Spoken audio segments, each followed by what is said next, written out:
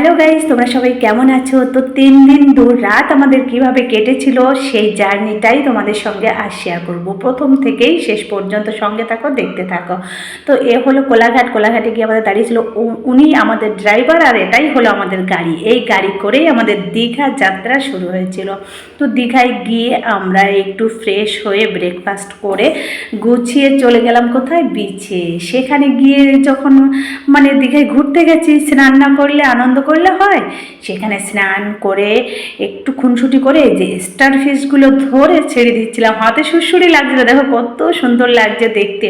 তো স্টার ফিশগুলো ছেড়ে দিয়ে আর একটু সময় আনন্দ করে আমরা আবার দুপুরের খাবার খেয়ে গুছিয়ে বেরিয়ে পড়লাম। কোথায়? এটা হলো দীঘা উদয়পুর। উদয়পুরে গেছি কারণ একটাই, সেখানে এই যে দেখছো এটার লোভে আমরা চলে গেছিলাম। তো এই মাসিমার কাছ থেকে আমরা কাঁকড়া নিয়ে তাকে বললাম আমাদের একটু সুন্দর করে রান্না করে দাও। হ্যাঁ, মাসিমার হাতের কাঁকড়া রান্না আগেও খেয়েছি, এবার গিয়েও খাবো।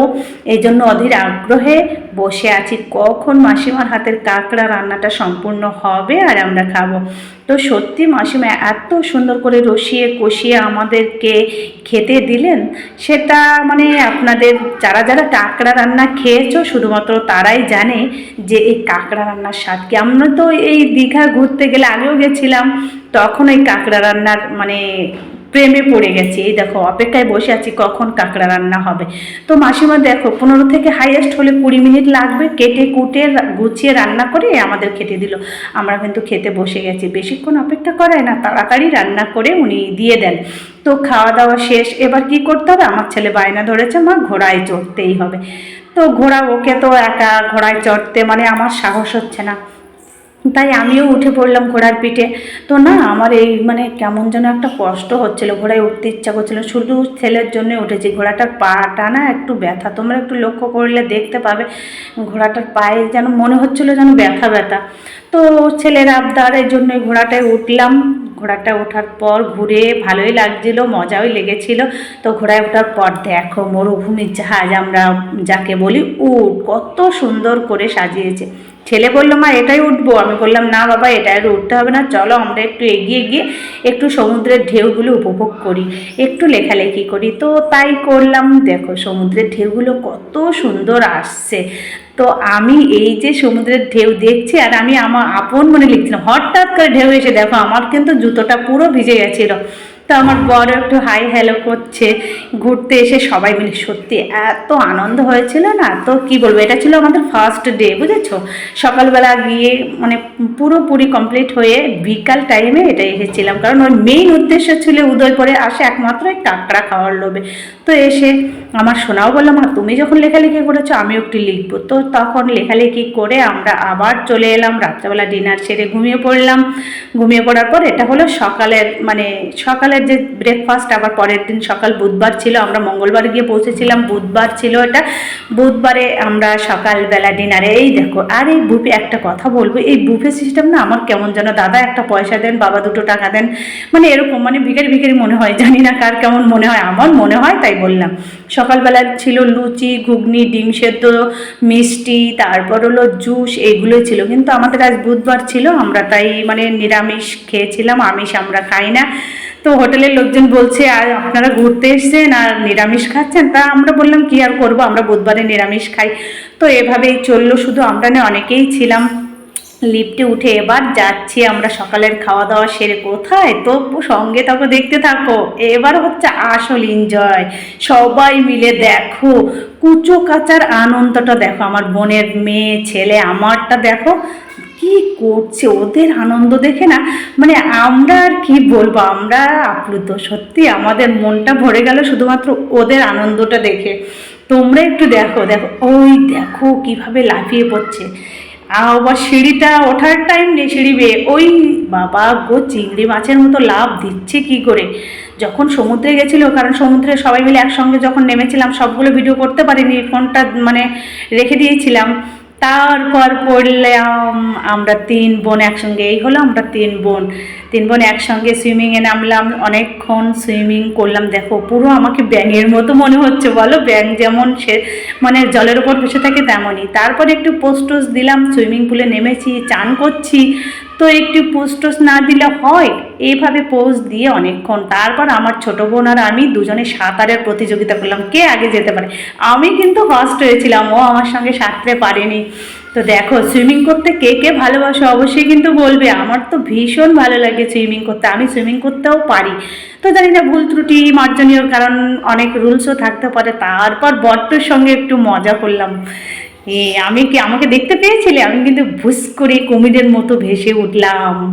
তো বন্ধুরা দেখো কত আনন্দ করলাম। তারপর আমাদের খাওয়া দাওয়া, দুপুরবেলা আবারও খেতে বসে গেলাম। মানে আমাদের পাশে মানে সাইডের যে রুমটা ছিল, ওই রুম থেকে খাবার এনে এই রুমে বসে, মানে সুইমিং পুলের পাশে, মানে আলাদা একটা উপভোগ।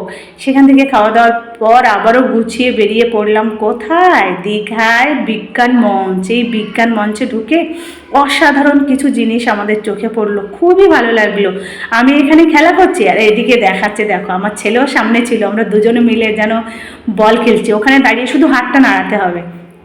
তারপরে এখানে কাচের কামাল, মানে মনে হচ্ছে না কত বড় ট্রেন, আসলে কিন্তু এমনি এগুলো একটা কাচের। তারপর আলোর রশ্মিগুলো কত সুন্দর ছিল, মানে একটার পর একটা সৌন্দর্যে ভরা পুরো বিজ্ঞান মঞ্চটা, দেখলেই চোখ জুড়িয়ে দেয়। দেখো কতগুলো আয়না, তারপর নীল আর নীলের রাজ্যে।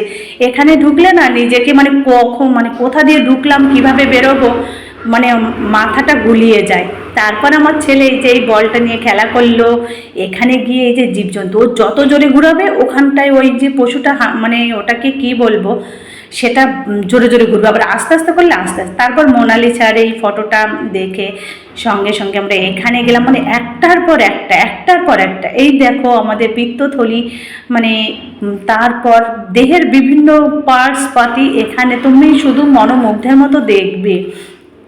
আর এই যে জিভের কোথায় কোন স্বাদটা পাওয়া যায়, এখানে বাটন টিপলে সেই স্বাদটা কোথায় পাওয়া যায় সেটা, যেমন তেতো, তারপর মিষ্টি, এভাবে বিভিন্নভাবে। তারপর দেখো কত সুন্দর সুন্দর শঙ্খ, এখানে শঙ্খগুলো দেখলেই ভালো লাগে। এতগুলো এত প্রজাতির শঙ্খ হয়, আমি এই দীঘায় বিজ্ঞান মঞ্চ গিয়ে প্রথম দেখলাম। তারপর কত ধরনের মাছগুলো দেখলে না চোখ জুড়িয়ে যায়, এত সুন্দর করে খেলা করছে, আমার খুবই ভালো লাগছিল। তো বন্ধুরা দীঘায় বিজ্ঞান মঞ্চে কে কে ঘুরতে গেছো আমাকে কিন্তু কমেন্টে অবশ্যই জানাবে। দেখো কত সুন্দর ছোট ছোট রঙিন রঙিন মাছ। তারপর আসছি, এই দেখো কত সুন্দর, এইগুলোকে নোনা নাকি একটা বলে, এই নোনাগুলো দেখতে দেখো কত সুন্দর, অথচ হাত দিলে নাকি চুলকা, আমি সঠিক জানি না। তো তোমরা কি দেখেছো? এখানে আরও কিছু প্রজাতির শঙ্খ রয়েছে। এখানে একটা মিচিং ছিল, জানি না এখানে কেমন বা কী ধরনের শঙ্খ ছিল, সেটাও আমি বলতে পারবো না। তো তোমরা যদি কেউ আগে থেকে ওখানে গিয়ে শূন্যস্থানটা ভরাট দেখতে পাও সেটা আমায় বলো কিন্তু। আর এখানে বিভিন্ন প্রজাতির মাছ ছিল, মানে এটা ছিল স্টারফিশ, এটাই চিনি, আরগুলোর নাম আমি ঠিক জানি না। ওখানে লেখা ছিল, তো সেগুলো ওই দেখো ওপরে লেখা আছে বিভিন্ন ধরনের। তারপর বিজ্ঞান মঞ্চ থেকে ঘুরে বেরিয়ে এসে দেখি বড় বড় দুটো শামুক গাছে বসে আছে, একটার পরে একটা। তারপরে এই যে জল তরঙ্গটা, কি সুন্দর যে আওয়াজটা হচ্ছিল তোমাদের কি বলবো। সেখান থেকে বেরিয়ে চলে গেলাম, এই যে পুরানো দিনের যে জল, মানে কুয়ো থেকে জল তুলতো, সেটা আমি ওখান থেকে দেখে এলাম। এখানে তারপর এলাম কি অ্যানাকোন্ডা, মানে পশুদের রাজ্যে। সেখান থেকে দুজন মিলে একটু এক্সারসাইজ করে ফুল বাগান দর্শন করার পর আমরা আবার মানে ওই বিজ্ঞান মঞ্চ থেকে বেরিয়ে এসে আমরা আবারও ড্রেস চেঞ্জ করে চলে গেলাম কোথায়। তো তোমরা তো বুঝতেই পারছো, যখন দীঘায় এসেছি এই জায়গাটা দর্শন না করলে হয়, কিছু একটা মিস হয়ে যাবে না বলো। তাই চলে এলাম আমরা দীঘা জগন্নাথ মন্দির। শুনেছি পুরীর আদলে তৈরি করা, তাই আর দেরি না করে গুছিয়ে সুন্দর করে সবাই মিলে চলে গেলাম দীঘা জগন্নাথ মন্দির। তো এই যে সবাই মিলে একবার বলো জয় জগন্নাথ। আর কে কে এই দীঘা জগন্নাথ মন্দির দর্শন করেছো অবশ্যই কিন্তু আমাকে বলবে।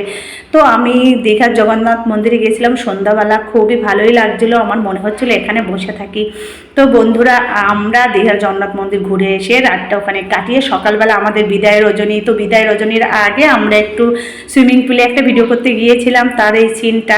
তো ভিডিও করে সব কিছু কমপ্লিট করে আমরা আবারও এই ড্রেসেই আমরা গাড়িতে উঠেছিলাম। সে দৃশ্য দেখায়নি, কারণ প্রচণ্ড গরম ছিল আর গাড়িতে উঠলে বমি পায়। এসি গাড়ি, তবুও মানে ভালো লাগছিল না। তা আজ এই পর্যন্ত, তোমরা সঙ্গে থাকো, দেখতে থাকো, ভালো থেকো, টাটা, বাই বাই।